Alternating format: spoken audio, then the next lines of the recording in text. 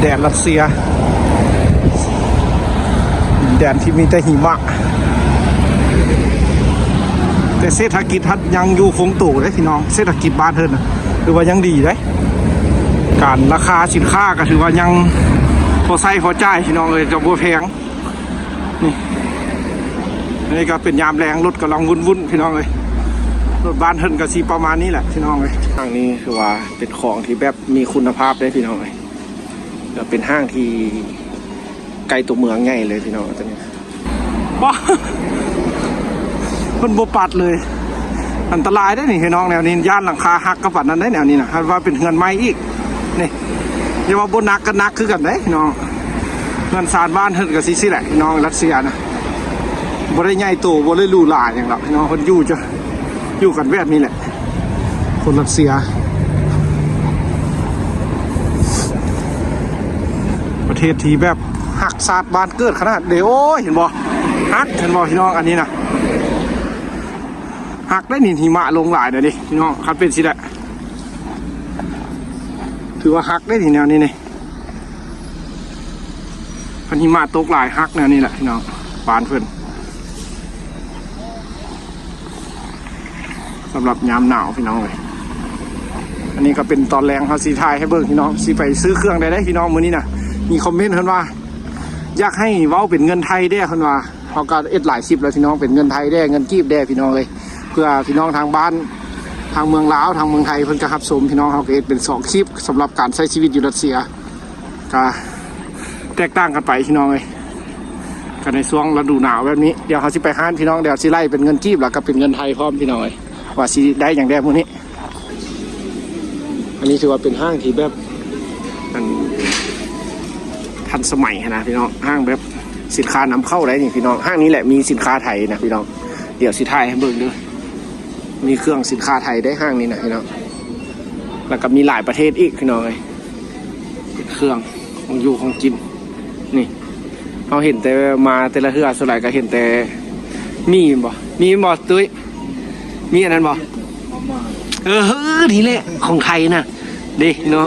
โอ้ของไทยเลยเนาะมาม่าไทยเลยนี่นะนี่กาทุงไทยอยู่บ้านในชิวแมนจะได้นี่ไทยแลนด์นี่เขียนซะนี่แหละของไทยแลนด์นี่น้องเลยมีละเอื้อยเพิ่นว่าอยู่สวีเดนก็มีพี่น้องมีตัวนี้นะคือว่ามันจะมีหลายแนวมันมีของจีนของอย่างเดียวพี่น้องเลยเป็นเมนูเด็บ้านเพิ่นก็มีตีนไก่อยู่รัสเซียพี่น้องถุงหนึ่งประมาณ15,000นี่นะพี่น้องตีนไก่อยู่รัสเซียแข็งตีนไก่ตีนหมูนี่พี่น้องอยู่รัสเซียนะเอาจะกินก็เอาเดี๋ยวสิซื้อเอาก็เอาเดี๋ยวมื้อนี้สิเอา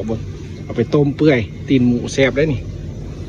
ส่วนหลายคนบ้านเฮินจะบ่กินเด้อพี่น้องอันแนวนี้นะตีนไก่สินะเขาเจ้าจะบ่กินนี่อาหารที่เขาเจ้ากินอันนี้เขาเจ้าเอิ้นว่าปิลิเมนน้อยภาษารัสเซียว่าปิลิเมนเขาเจ้ามักขนาดอันนี้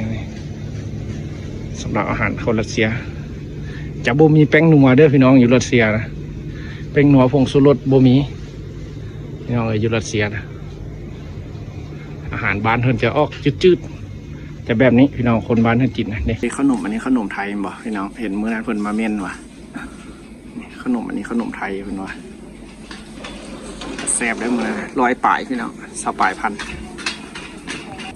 อันนี้ก็เป็นเครื่องใส่ที่แบบเป็นเครื่องใส่ส่วนตัวอันนี้นะพี่น้องนี่ก็สิประมาณ200ประมาณ50,000พี่น้องเนี่ยราคา199บ้านเพิ่นก็ใส่แบบคือเมืองไทยเนาะพี่น้องราคาส่วนหลายจะเป็นเลข9ทางท้ายพี่น้องอยู่รัสเซียนั่นนี่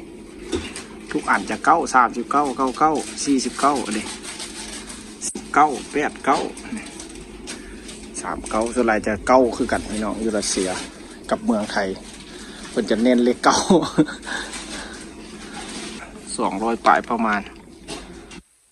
70,000พี่น้องประมาณ60-70,000ไซส์พี่น้องเลยยังฉีกยังเข้าเลย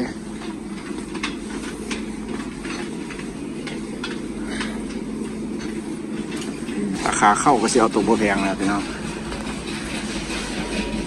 เพราะว่ามันก็กินได้พี่น้องก็หนึ่งแซ่บด้วยกันเดี๋ยวยัง ซื้อขิงพี่น้องเชี่ยวขิงไปจืดใส่กับไข่เลยซอกขิงก่อนขิงมีอยู่บ่อยู่พี่มันจะเบิร์นโซนขิงที่โซนไข่โซนน้ำมัน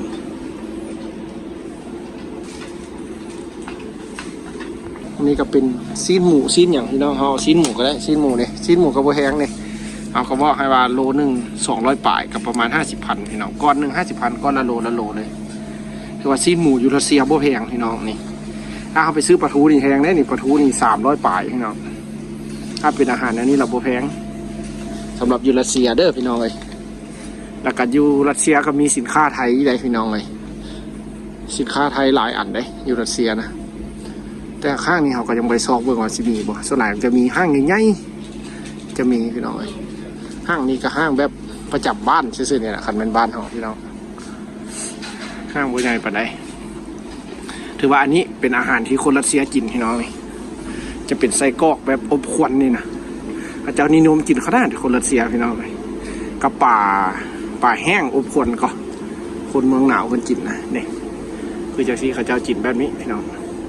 จะเป็นกะลามนี่100กะลามถึงอยู่79 รูเบิลพี่น้อง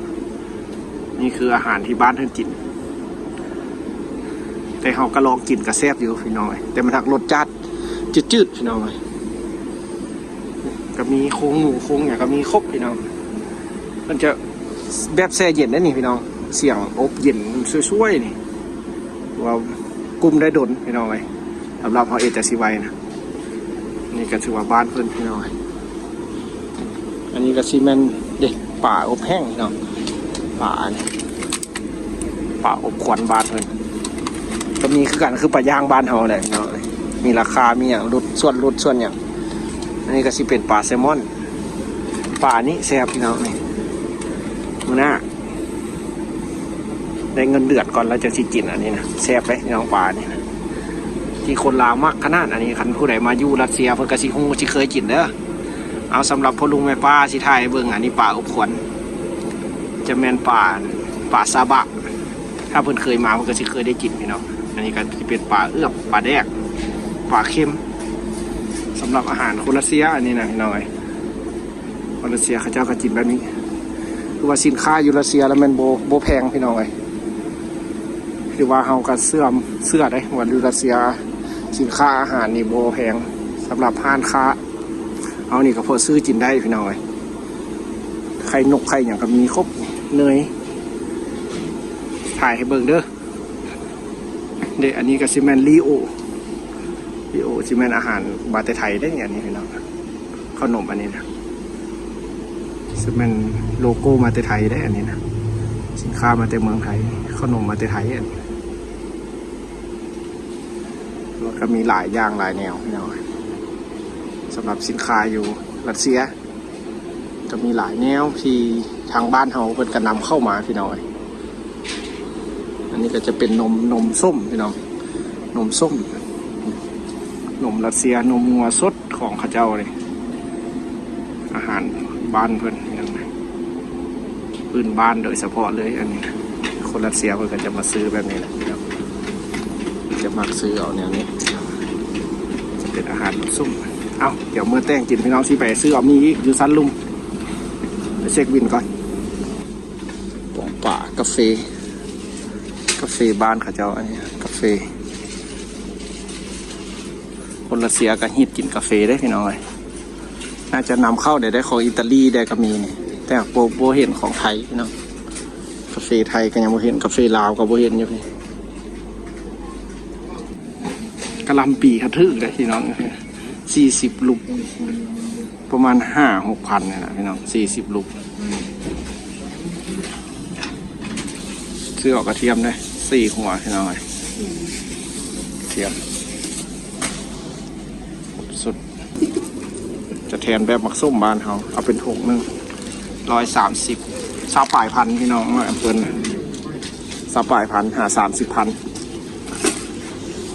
โบแพงอันเปิ้ลบ้านเพิ่นจะไปแทนกินส้มเลยพี่น้อง